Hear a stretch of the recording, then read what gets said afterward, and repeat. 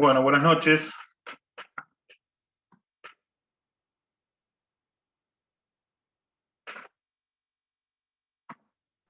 Buenas noches. Buenas noches, ¿cómo están? Vamos a esperar que terminen de ingresar todos los compañeros, que hoy entramos un poquito más tarde. Buenas noches.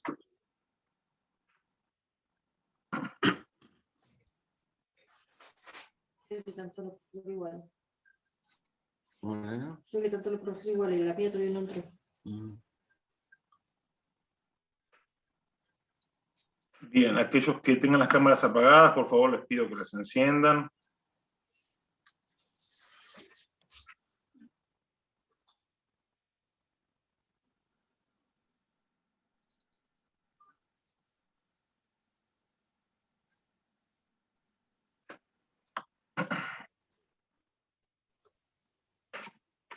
Bueno. Bien, buenas noches. La idea de la clase de hoy es hablar acerca de la ineficacia y del régimen de ineficacia dispuesto en la ley concursal.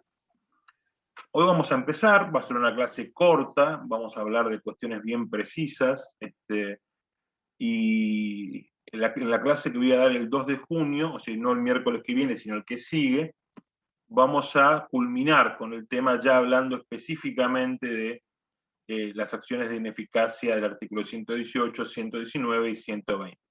Pero eso recién va a ser en la clase del día 2 de junio. Hoy vamos a hacer una introducción respecto del tema y vamos a empezar a conocer el tema de la ineficacia. Y para empezar a conocer esto de la ineficacia, lo primero que tenemos que tener en claro es ¿qué es básicamente la ineficacia?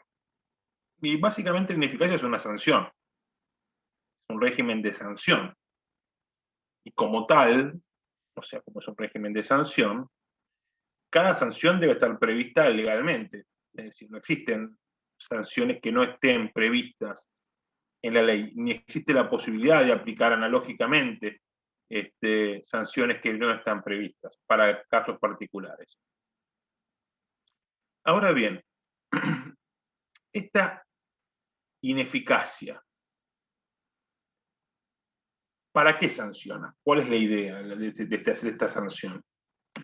Bueno, se sanciona para recomponer el patrimonio. Es decir, acá se sanciona porque hay una acción que de algún modo ha dañado el patrimonio.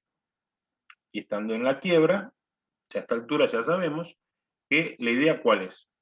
Poder liquidar bienes para satisfacer las acreencias de los acreedores, justamente. Entonces, para eso tenemos que tener un patrimonio sano. Un patrimonio que no se encuentre fraudulentamente disminuido. ¿Sí? Y para atender esto y para recomponer un patrimonio que fue fraudulentamente disminuido, están las acciones de ineficacia.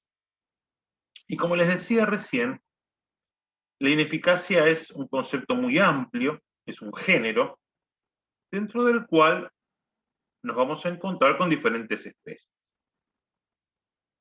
Es decir, dentro del género ineficacia, nos vamos a encontrar con las nulidades, como una especie, nos vamos a encontrar con lo que sería la inaplicabilidad de normas o pactos lícitos, y nos vamos a encontrar con la inoponibilidad, que es la preferida de la ley concursal. Es decir, la especie preferida de ineficacia de la ley concursal es la inoponibilidad. Pero como les decía recién, no es la única. No es la única. Porque primero tenemos también nulidades, es decir, la diferencia entre una nulidad y una inoponibilidad es que en el caso de las nulidades los actos son fulminados.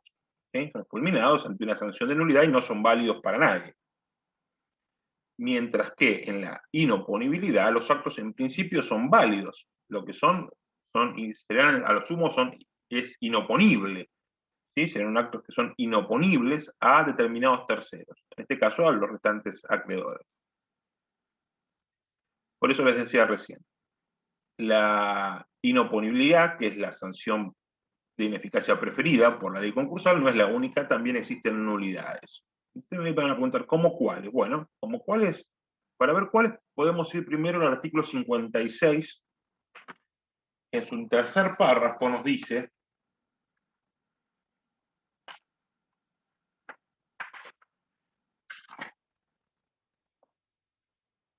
artículo 56, nos dice que son absolutamente nulos los beneficios otorgados a los acreedores que excedan de lo establecido en el acuerdo para cada categoría.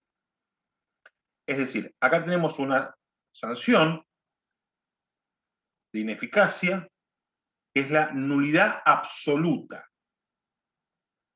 Acá hablamos de nulidad absoluta. Es decir, lo que se hubiese otorgado a un acreedor por sobre lo que se le dio a su categoría en el acuerdo, en el concurso preventivo, es nulo de nulidad absoluta. También, por supuesto, tenemos supuestos de nulidades de tipo relativa o de tipo procesal. ¿Sí? ¿Dónde encontramos una? En el artículo 23, por ejemplo. Nos vamos al artículo 23.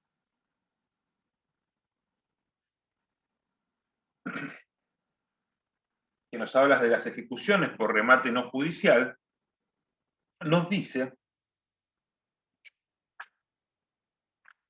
que si hubiera comenzado la publicación de los edictos que determina el artículo 27, es decir, la publicación de los edictos del concurso preventivo, del concurso, antes de la publicación de los avisos del remate no judicial, el acreedor debe presentarse al juez de concurso comunicando la fecha, lugar, día y hora fijados para el remate y el bien a rematar, acompañando además el título de sus créditos. La omisión de esta comunicación previa vicia de nulidad del remate.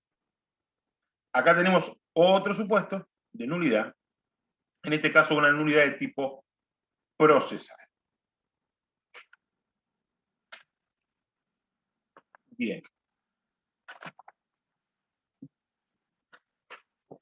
Después tenemos, como les comentaba hoy, aparte de las nulidades y las inoponibilidades, la inaplicabilidad de normas o pactos lícitos.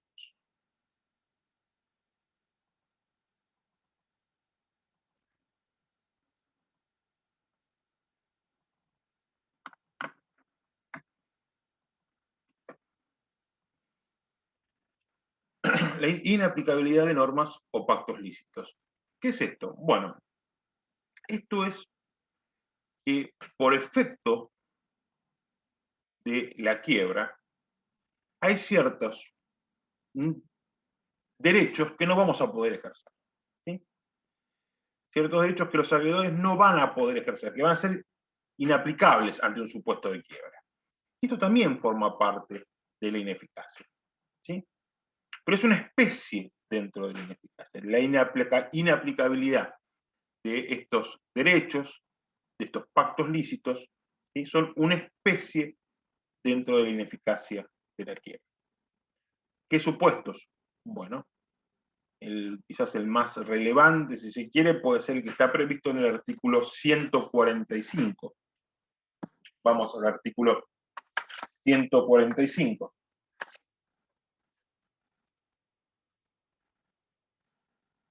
¿Qué nos dice el artículo 145? Nos habla de la resolución por incumplimiento, o el pacto comisorio, si se quiere. ¿Sí? ¿Y qué nos dice? La sentencia de quiebra hace inaplicables las normas legales o contractuales que autorizan la resolución por incumplimiento, cuando esta resolución no se produjo efectivamente o demandó judicialmente antes de dicha sentencia, es decir, antes de la sentencia de quiebra. Es decir, el pacto comisorio, que es algo válido, resulta inaplicable ante un supuesto de quiebra. Y esta inaplicabilidad de una norma lícita es una especie dentro del género ineficaz. Vamos a encontrar otras. Por ejemplo, el derecho de retención. ¿El derecho de retención es un derecho válido, un derecho reconocido jurídicamente? Sí, por supuesto. Pero por efecto de la quiebra, no se va a poder hacer valer. Por supuesto que la quiebra nos va a dar otra cosa para su, que es un privilegio. Esto está dispuesto en el artículo 241, si no me equivoco, es del inciso quinto, ya se lo ratifico.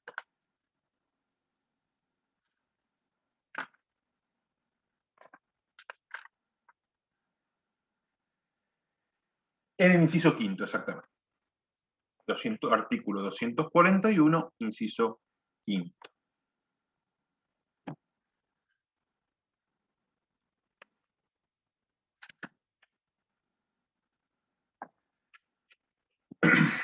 Bien. Como verán, hemos nombrado algunos supuestos de nulidades, que como ya les vuelvo a repetir y lo vuelvo a reiterar, es una especie dentro de este género mucho mayor que la ineficacia, y hemos nombrado también algunos supuestos de inaplicabilidad de normas o pactos lícitos, que también es una especie dentro de este gran género que es la ineficacia. Pero ahora vamos a hablar de la especie más importante, más relevante, y como yo les conté hoy, la preferida por la ley concursal respecto a la ineficacia, que es la inoponibilidad. ¿Qué es la inoponibilidad? Y como ya les comenté, y ahora se los reitero, ¿qué importa la inoponibilidad de un acto? ¿Importa su invalidez? ¿Importa que se encuentra fulminado absolutamente en su eficacia? No, no, no. Un acto inoponible es un acto válido inter partes, pero que no puede oponerse a determinados terceros. En el caso de la quiebra, será a los restantes acreedores. Y esta idea de inoponibilidad está sustentada y está de alguna manera parada sobre el concepto de el periodo de sospecha. Y las acciones, sobre todo de inoponibilidad, están sustentadas en base a este concepto de periodo de sospecha. Tranquilo que vamos a ir explicando punto por punto cada una de estas cuestiones. ¿Cuál es la idea? A ver. Como les conté hoy cuando inicié con la clase, nuestra idea aquí es recomponer el patrimonio. ¿Por qué lo tenemos que recomponer? Y porque fue ilegítimamente disminuido. Es decir, hubo actos del fallido previos a la sentencia de quiebra, siempre esto, escuchen bien, previos a la sentencia de quiebra, que tuvieron como fin disminuir el patrimonio. ¿Para qué? Bueno, claramente, para que haya bienes que salgan del desapoderamiento, ¿sí? O que, mejor dicho, no ingresen al desapoderamiento. Y de esa manera se disminuye el activo a liquidarse. Es un actuar, por supuesto, fraudulento. ¿Y por qué yo les dije recién? Bueno, y esto está sustentado o parado, si se quiere, sobre la noción del periodo de sospecha. Porque va a haber un periodo temporal previo a la sentencia de quiebra, donde se va a sospechar que todo lo que se hizo durante ese periodo es fraudulento. Es decir, que todos los actos que hizo el fallido, desprendiéndose, o de alguna manera, ejerciendo actos jurídicos sobre determinados bienes, son actos fraudulentos. Va a existir una presunción, que en algún caso va a ser una presunción iure et de iure, como en el artículo 118 o en el 109, que hace una remisión equívoca al 119 y al 118, y en otro caso será iuris tantum, como en los casos de acciones previstas en el artículo 119 y 120 de la ley, que las vamos a ver, como ya les comenté, el 2 de junio, que es cuando vuelvo a darles clases yo. Bien. ¿Y qué es este periodo de sospecha? Ya les conté que es un plazo que va a transcurrir entre la sentencia de quiebra, en los casos que existe una quiebra directa, y una fecha que se fije como fecha inicial del estado de cesación de pagos. Así lo define expresamente nuestra ley. Perdón, profe. Párrafo, ¿dónde estoy? ¿Quién me habló? Yo, Sebastián, acá no sé si Sebastián, me ve. decime. Sí. Me perdí. Son dos fechas las que tengo que tener en cuenta, la sentencia de quiebra y la cesación de pagos. Exactamente. Vos fijate que el artículo 116, en el segundo párrafo, expresamente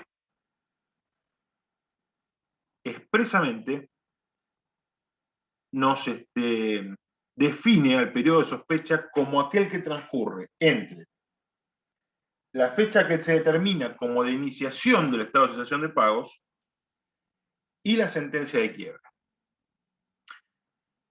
Vamos a ver que eso no necesariamente es así. En principio es así y está bien.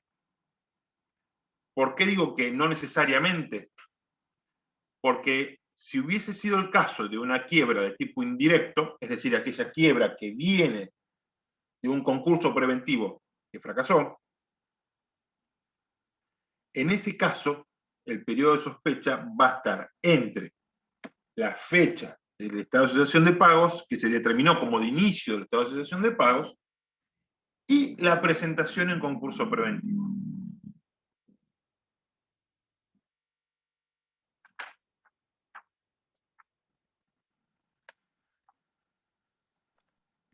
¿Podría repetir ahí esa última parte de la quiebra indirecta?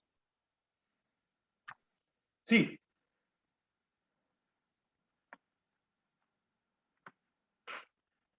El periodo de sospecha va a ser, en el caso de que vengamos de una quiebra indirecta, ¿sí?, el que transcurre entre la presentación en concurso preventivo y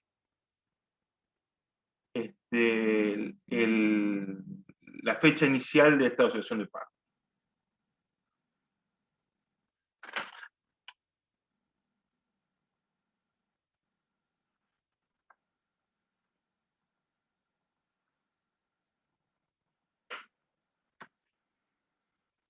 Fíjense que expresamente el artículo 116 en el primer párrafo nos dice que la fijación de la fecha de iniciación de la cesación de pagos no puede retrotraerse a los efectos previstos por esta sección más allá de los 2 años de la fecha del auto de quiebra o de la presentación de concurso preventivo. Eso, por supuesto, va a ser para el caso del supuesto de quiebra indirecta. Bien. ¿Para todos los casos de quiebra indirecta? O sea, para todos los supuestos de quiebra indirecta. Para todos los supuestos de quiebra indirecta, sí. Lo que va a ser distinto, Julieta, es cómo determinamos la fecha inicial de la estado de cesación de pagos. Ahí vamos a tener una diferencia, que ahora lo vamos a analizar. Bien, acá hay varios conceptos que no se nos deben confundir. Uno es la fecha inicial la fecha inicial de la cesación de pagos, que va por un lado. Otra es el concepto de periodo de sospecha, que es ese periodo que transcurre entre la sentencia de quiebra, en principio desde la sentencia de quiebra y la fecha inicial de esta cesación de pagos. Y otro es el plazo de retroacción. Plazo de retroacción, que es otro concepto. ¿Qué es este concepto de plazo de retroacción? Es un concepto que nos dice que para los efectos específicos de las acciones de inoponibilidad previstos en esta sección, la fecha inicial del estado de cesación de pagos no se puede retrotraer por más de 2 años desde la sentencia de quiebra o desde la presentación de concurso preventivo si venimos de una quiebra indirecta.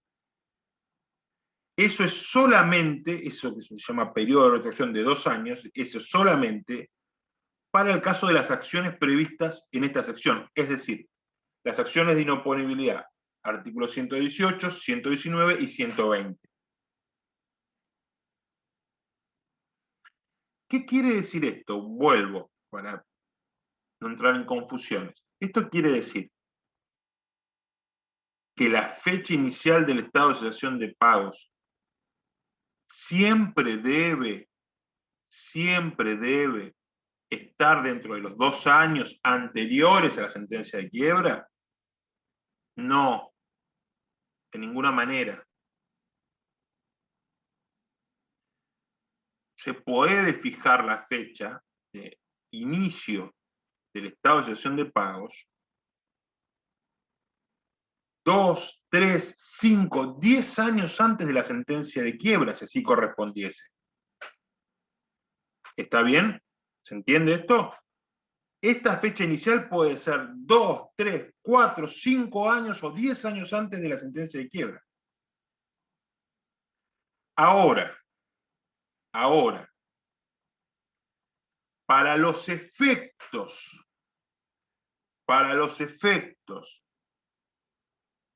de las acciones de ineficacia previstas en los artículos 118, 119 y 120, solamente se va a computar como máximo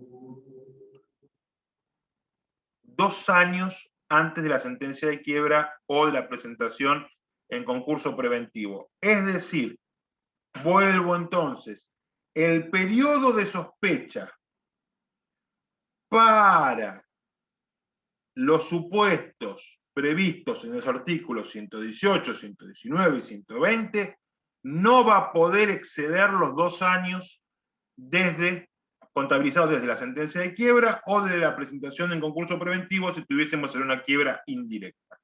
Pero solamente a esos efectos. ¿Está claro?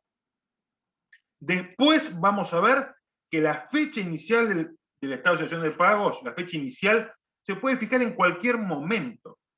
O sea, puede ser 3, 4, 5, 6 años antes de la sentencia de quiebra. ¿Y va a tener efectos? Sí, va a tener efectos respecto de determinadas cuestiones. Ya vamos a verlas.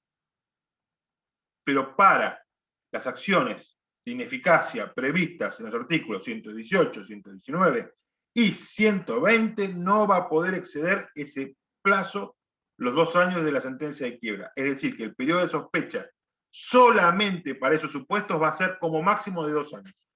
¿Quedó claro esto? ¿Quedó bien claro esto? Lo repito las veces que haga falta, porque esto es vital. Bueno, si nos quedó claro esto, que es importantísimo que nos quede claro, bien claro, les voy a contar cómo se fija esta fecha inicial del estado de cesación de pagos. Hay que fijarla. Y nuestro sistema jurídico eligió que fuera judicialmente. Hay otros sistemas que lo hacen legalmente, es decir, dicen, bueno, el periodo de sospecha se entiende que empieza 3 años antes de la sentencia de quiebra, y punto. Hay sistemas jurídicos que así lo determinan. Nuestro sistema no funciona así. En nuestro sistema, lo determina el juez. Lo determina el juez. Y acá vamos a hacer un poquito de memoria. Perdón, antes que siga, ¿lo Sí. determina el juez siempre dentro del plazo de esos 2 años? Siempre, no. Siempre dentro del plazo de los 2 años para el caso de las acciones de los artículos 118, 119 y 120. El juez puede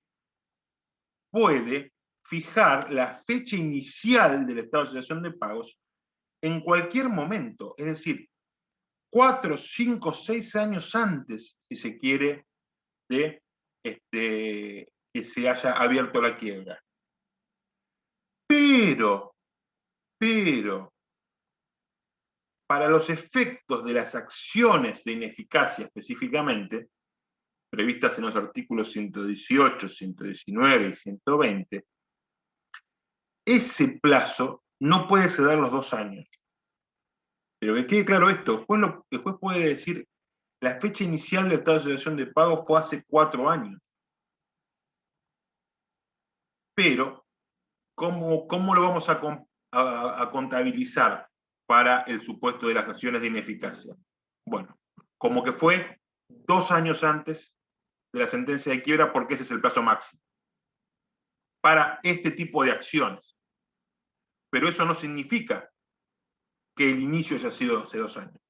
El inicio, la fecha inicial de la estabilización de pagos ha sido hace 2 años. Significa que para estas acciones vamos a tomar solamente como máximo hasta 2 años. ¿Podría el juez fijarla 1 año antes de la sentencia de quiebra? También podría hacerlo, por supuesto.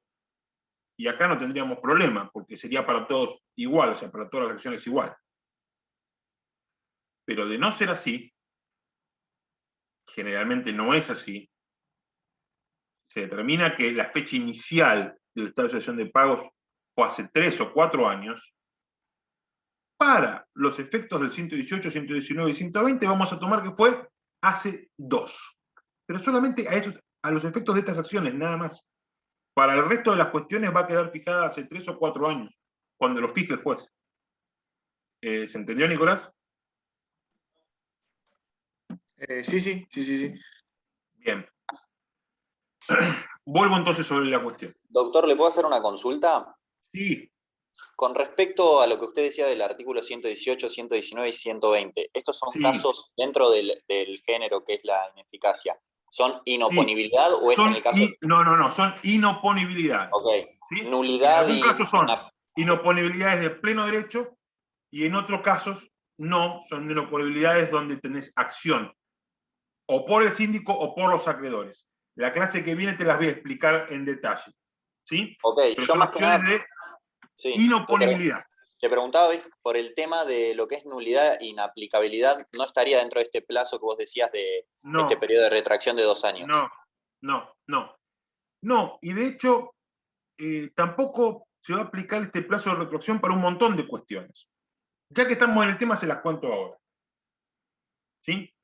Ustedes fíjense, vamos si quieren al artículo 160. Vamos al artículo 160.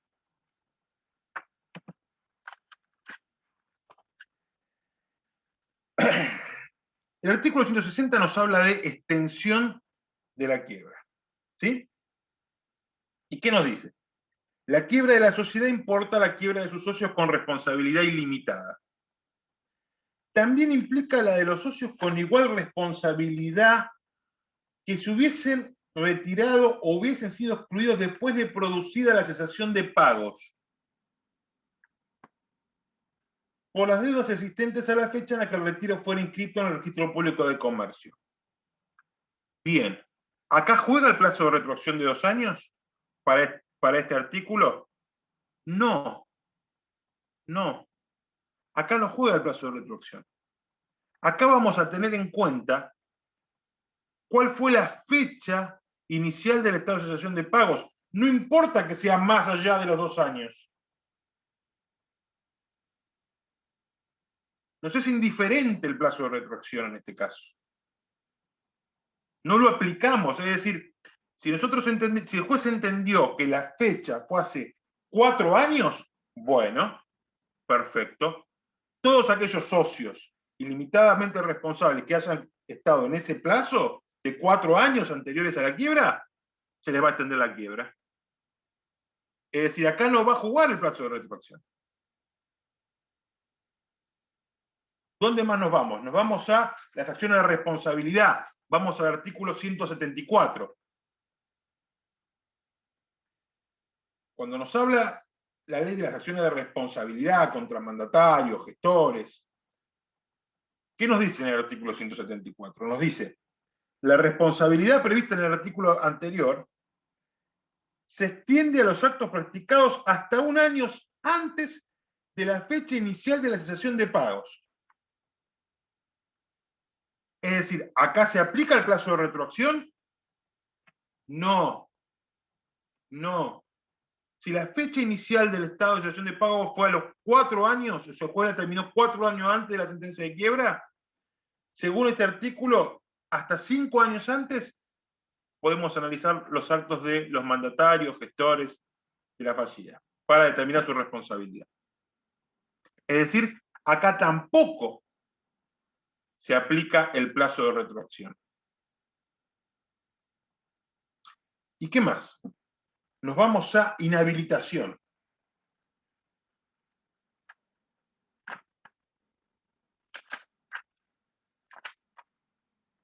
Artículo 235. Artículo 235. ¿Qué nos dice? En el caso de quiebra de personas jurídicas, la inhabilitación se extiende a las personas físicas que hubiesen integrado sus órganos de administración desde la fecha de cesación de pagos. A este efecto no rige el límite temporal previsto por el artículo 116. Acá lo dice expresamente. No rige el plazo de retroacción. Como ven, el plazo de retroacción es solamente y exclusivamente para las acciones de inoponibilidad del 118, 119 y 120. La fijación del estado, de la fecha inicial de la cesación de pagos, tiene muchos otros efectos, como los estamos viendo ahora, que les estoy contando. Y en estos otros efectos no se aplica el plazo de retroacción. No se aplica el plazo de retroacción. Entonces, mi pregunta sería, ¿siempre el periodo de sospecha va a ser de 2 años? No. Solamente va a tener un máximo de 2 años en el caso de las acciones previstas en los artículos 118, 119 y 120. Yo sé que ya lo estoy cansando de repetir lo mismo, pero quiero que quede grabado esto. Es decir, si no es en el caso de estas acciones, la fecha, el periodo de sospecha puede ser mucho más largo. ¿Sí? Y la fecha del estado inicial de cesación de pagos puede ser mucho más larga. De hecho, generalmente lo va a hacer. Generalmente lo va a hacer. Y ahora la pregunta es, bueno, ¿cómo se fija esta fecha? Yo les conté recién que nuestro sistema prevé que lo haga el juez. Y ahora vamos a recordar que ya hemos hablado de esto en algún momento. Ya lo hemos visto. Acuérdense que el artículo 11, inciso segundo, nos decía que el concursado debía expresar la época en que se inició la cesación de pagos. ¿Recuerdan? Y después, en el artículo 39, en el informe general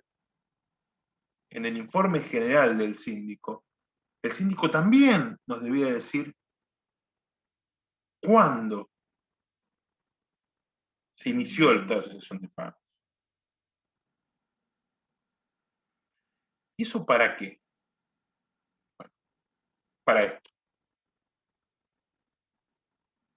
Para poder fijar la fecha inicial del estado de cesación de pagos. ¿Y cómo se hace esto? Bueno, para eso nos vamos a los artículos 115, 116 y 117. Pero lo tenemos que leer al revés. 117, 116 y 115. Porque con la lógica de nuestra ley empezamos por los efectos y terminamos por la forma. O sea, tiene una lógica inversa. Pero bueno, no importa. Nosotros ya lo sabemos. Empezamos por el 117, después leemos el 116 y después nos vamos al 115.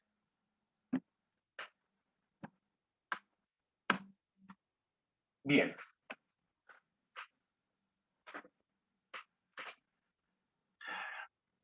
En principio,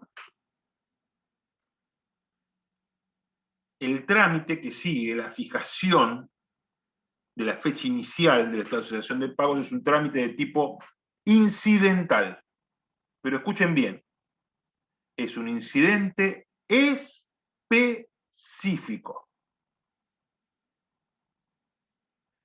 Es un incidente específico.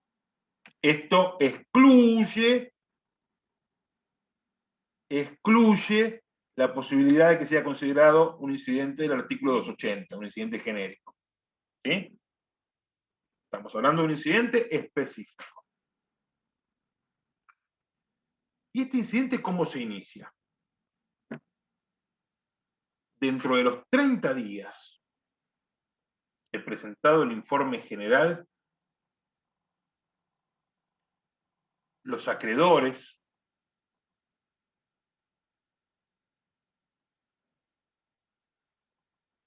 el fallido, los terceros, la ley nos habla de interesados en forma genérica. Dentro de estos interesados podemos poner a los acreedores, el fallido y los terceros que hayan contratado con el fallido. Pueden oponerse a la fecha de inicio del estado de cesación de pagos que dispuso el síndico en el informe general. Aquella que propone el síndico en el informe general. De esta oposición, ¿qué se hace? Se da traslado al síndico, porque el síndico es el que propuso en el informe general una determinada fecha. Bueno, de esta oposición se le va a dar traslado al síndico por 5 días. Esta oposición, por supuesto, se va a presentar por triplicado, donde también va a tener que presentarse toda la prueba de la que pretenda valerse quien se opone a esa fecha. Y el síndico también va a poder proponer prueba en su caso, al contestar el traslado. El juez podrá o no abrir a prueba, si lo considera o no procedente, y lo que va a hacer es determinar, a través de una sentencia, cuál es la fecha inicial del estado de cesación de pago.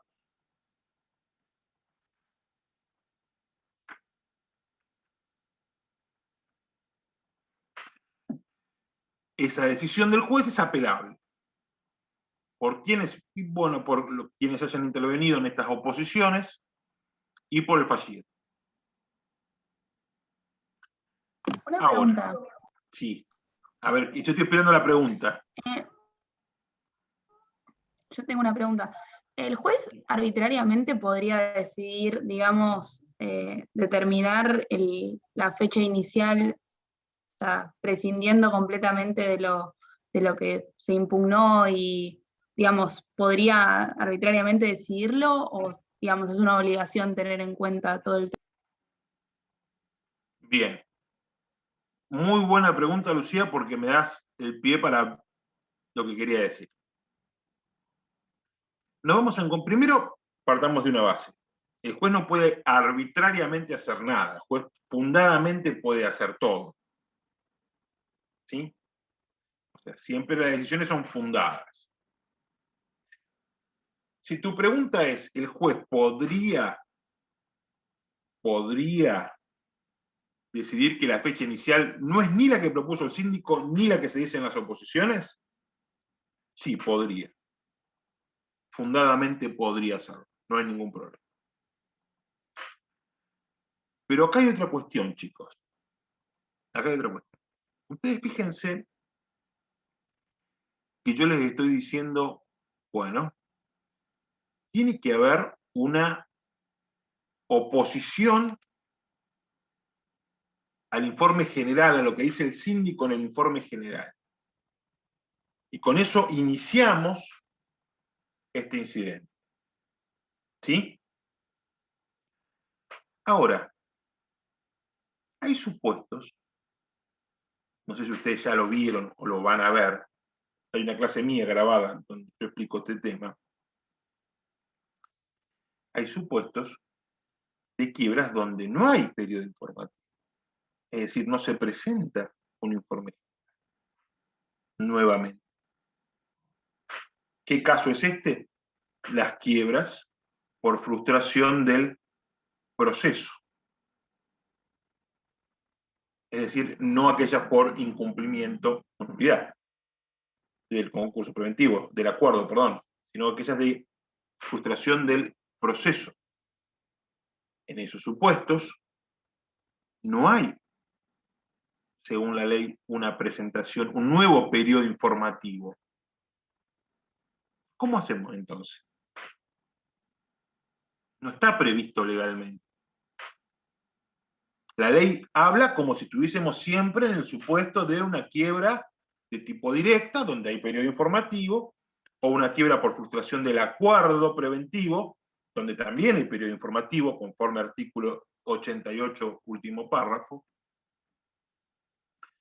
Pero nada dice de aquellos supuestos donde no hay un nuevo periodo informativo, es decir, no hay un nuevo informe general.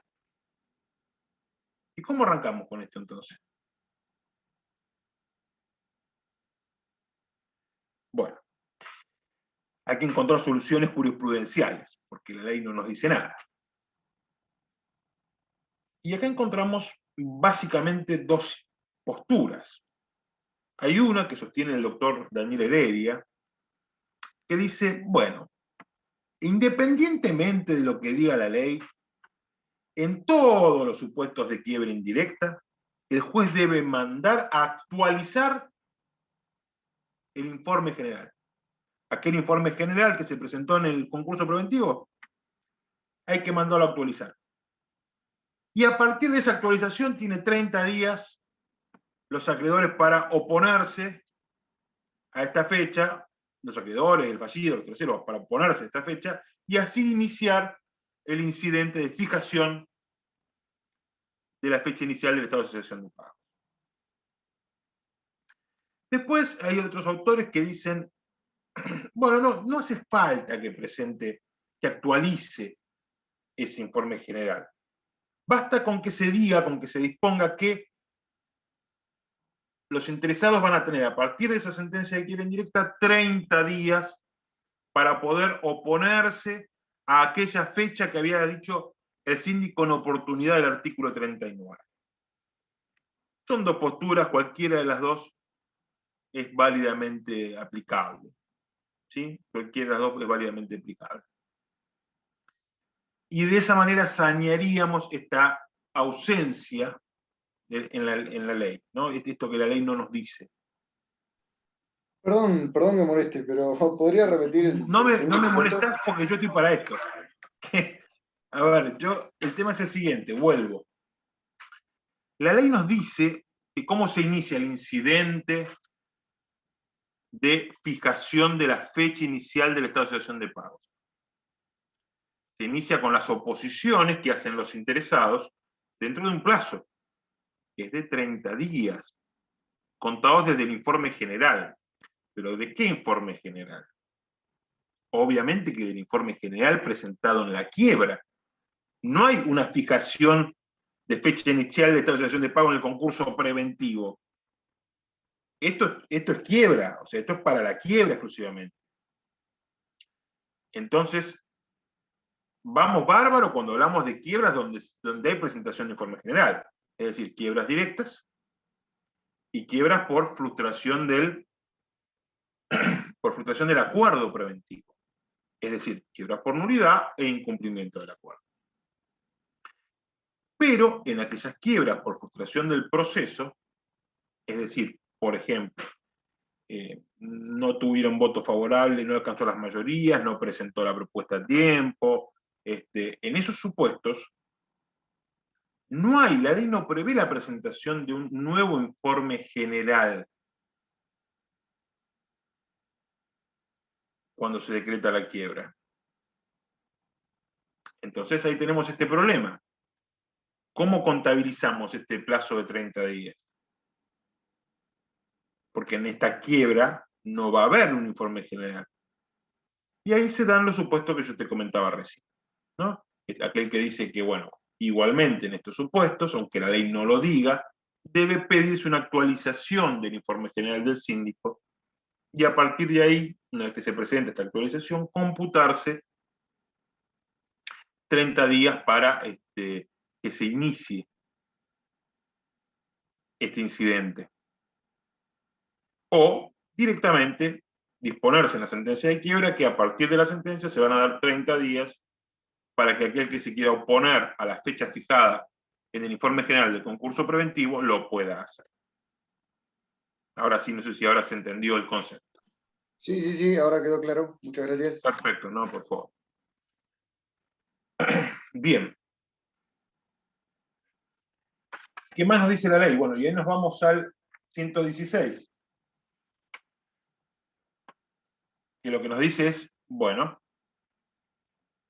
para el supuesto de esta sección, es decir, artículos 118, 119 y 120, no va a poder excederse como plazo de retroacción el plazo de 2 años. Esto ya lo explicamos y ya lo hablamos específicamente. Y ahora nos vamos a el artículo 115, que es por donde tendría que haber terminado, pero es por donde empieza. Que dice, la fecha que se determine por resolución firme como de iniciación de la cesación de pagos hace cosa juzgada respecto del fallido, de los acreedores y de los terceros que intervinieron en el trámite para su determinación. Y es presunción que admite prueba contraria respecto de los terceros que no intervinieron. ¿Qué quiere decir esto? Esto quiere decir que si el fallido, por supuesto que intervino, y los terceros, y hubo terceros que intervinieron en este trámite, una vez que se determine esta fecha va a ser cosa juzgada para ellos. Ahora, si hay otros terceros que no intervinieron en este trámite, esta fecha solamente va a constituir una presunción iuris tantum, es decir, que admite prueba en contrario. Esto es mucho más sencillo de lo que parece ser. Imagínense este caso. Yo contraté con un a la postre fallido, ¿sí? Alguien que luego de haber contratado conmigo termina siendo un fallido. Resulta que este sujeto me vendió un bien a un precio muy conveniente. Bien. Si esta operación era comprendida dentro del plazo de retroacción, dentro del periodo de sospecha, bueno, yo puedo encontrarme en una situación complicada como acreedor. ¿Por qué? Porque pueden declararme la inoponibilidad.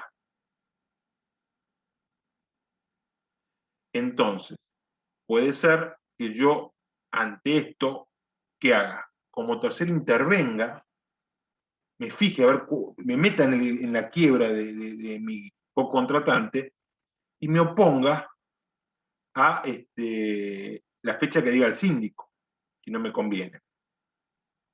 Y ahí De esa manera, una vez que el juez decida, ya va a ser cosa juzgada para mí esa fecha. Ahora, si yo no intervine en la quiebra,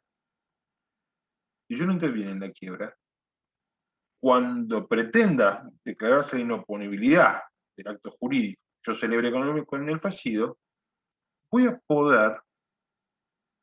poder presentar prueba que demuestre que la fecha que contrató conmigo no estaba en cesación de pagos. Porque respecto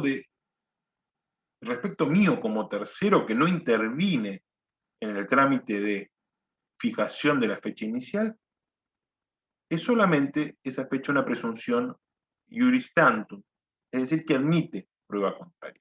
Igualmente les aclaro, va a ser dificilísimo que la dé vuelta, ¿no? Va a ser complicadísimo que pueda modificar eso, pero bueno, la ley así lo prevé. Así lo prevé. ¿Sí? ¿Entendieron este concepto? Les quiero decir algo más. Ustedes cuando le pregunten acerca de esto, obviamente van a decir, ¿cómo se fija? Y ustedes van a decir, a través de un incidente. Y yo les pregunte, y a ver, ¿qué tipo de incidente? Ustedes me van a decir un incidente específico. Y cuando le diga, ¿quién lo puede promover? Ustedes me van a decir los interesados. ¿Y quiénes son los interesados? Bueno, me van a decir el fallido, los acreedores, los terceros que hayan contratado con el fallido. Y todo eso va a estar perfecto. Pero hay algo que les quiero comentar, porque la ley no lo dice. Y la ley no lo prevé. Y algunos de ustedes quizás ya lo haya pensado. ¿Qué pasa si no hay oposición? ¿No se fija la fecha inicial del estado de excepción de pago? Porque, a ver, la ley parte de la premisa de que va a haber oposiciones. Digamos el 117, ¿cómo arranca? La ley parte de esa premisa, de que va a haber oposiciones. ¿Y si no hay oposiciones? Es el que dijo el síndico en el informe. No. Es la que fija el juez al momento de... Cada juez. Ah, qué pregunta, ¿no? Por eso yo les contaba hoy que Pero, nuestro sí, sistema prevé una fijación judicial. claro, Esto y además significa, al tener habilitada la apelabilidad, digamos, de esa sentencia en la cual fija la fecha de inicio del estado de excepción de pago, tampoco es una locura que no se hayan opuesto en su momento a la del síndico. bien, no podría ser así, pero la realidad es esta, mirá. Nuestro sistema requiere sí o sí que la fecha se fije. ¿Por qué? Porque va a haber ciertos actos, como vamos a ver en la clase del 2 de junio, que si se celebran durante ese periodo de sospecha, que para poder determinarlo necesitamos necesariamente la fecha inicial del estado de excepción de pagos, esos actos van a ser inoponibles de pleno derecho, por lo tanto esa fecha hay que fijarla sí o sí.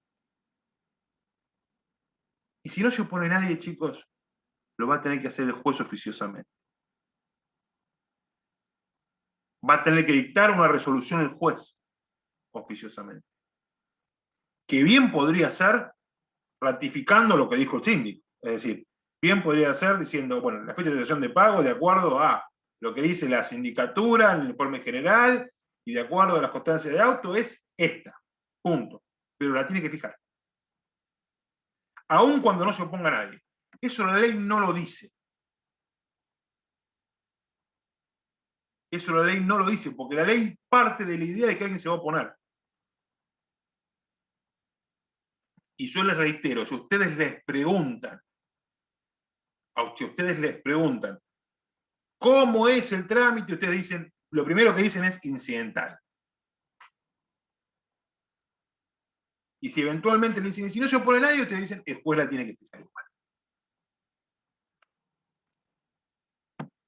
Porque eso lo vamos a requerir sí o sí. Bueno. Una consulta, perdón. Sí, En Lucas, decime. en el supuesto caso este de que nadie se oponga y lo Sí. fija el juez, no aplicaría el último, digamos, la última parte donde se podría apelar, porque dice que solamente lo podrían hacer aquellos ¿Quiénes que... participaron en la oposición? Por eso. ¿Eso me vas a O sea, si decir? lo fija el juez, nadie lo podría apelar. Mira, yo creo que no. Yo creo que sería apelable igual. Ah, listo. No es un supuesto por qué. Y te voy a dar mis motivos. Para mí, todo lo que exceda el trámite regular de la ley es apelable. Y la ley no prevé esto. Y luego lo juez oficiosamente. Entonces, para mí, y después de mis 15 años, 16 años trabajando en Cámara de Apelación como trabajo, esto es apelable. Porque excede el trámite normal del proceso. ¿Sí? Bueno, ¿alguna otra consulta, chicos? No, espero que lo hayan entendido. Esperen que les voy a sacar una fotito para la asistencia. A ver. El tema de la asistencia siempre es... Ahí. Esperen que encuentre la luz.